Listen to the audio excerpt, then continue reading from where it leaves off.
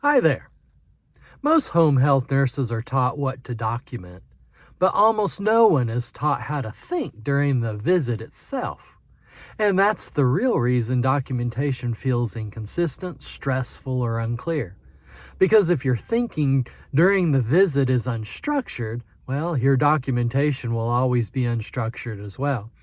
So in this video, I'm going to show you the exact system I use to help nurses move from guessing what to write to know exactly how to think in a real-time visit. And it's called the clinical thinking system. In home health, you're constantly making clinical decisions in real time. Is the patient stable or are they declining? What actually matters today? What needs to be documented for Medicare? And what is skill versus just routine care? But most nurses are never taught a structured way to process those decisions. So what happens is your documentation winds up being tasks instead of reasoning. You write after the visit instead of thinking during the visit, and you rely on your memory instead of structure. And that leads to inconsistent documentation, even when the care is excellent. The thinking system solves one core problem. It turns a home care visit from random observations into a structured clinical narrative. Instead of reacting to what you see, you follow a simple mental framework that organizes what matters in real time. So your documentation becomes a reflection of your thinking and not your stress after the visit. The clinical thinking system has 4 core steps. Number 1 is observe the clinical reality. Number 2 is identify what has changed or matters today. Number 3 is translate that into skilled clinical reasoning. And then number 4 is document it in Medicare-ready language. And that's it.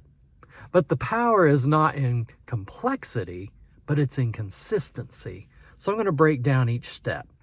Step number 1 is simply understanding what is actually happening with the patient. Not just, well, they look okay, or vital signs stable, or not having any distress, but what symptoms are present, what limitations are affecting their function, and what is different compared to the last visit. You're gathering clinical truth, not just surface level notes. Next, you ask, what is better, what is worse, or is it unchanged? This is where many nurses skip ahead and they just go too fast, because Medicare is not just interested in what exists, they're interested in what is changing over time. Change creates justification. No change creates a risk for denial. Step number 3 is the clinical reasoning. Now you translate what you observe into clinical meaning. Why does this matter medically? What risk does it create? Why does this require skilled nursing? This is where most documentation breaks down, because tasks are easy to write, but reasoning is what separates strong documentation from weak documentation. Then the last step is, instead of writing wound care completed, patient tolerated well, you write why the care was necessary, what you observe clinically, what risk exists, and what skilled intervention is required. The documentation becomes a reflection of structured thinking and not just guesswork. So let's put it all together here. Patient with a congestive heart failure reports increased shortness of breath with minimal exertion and reduced tolerance for activity compared to the last visit. Edema in bilateral lower extremities appears more pronounced, indicating potential fluid retention and progression of symptoms. This change requires ongoing skilled nursing assessment to monitor for worsening heart failure and prevent potential hospitalization.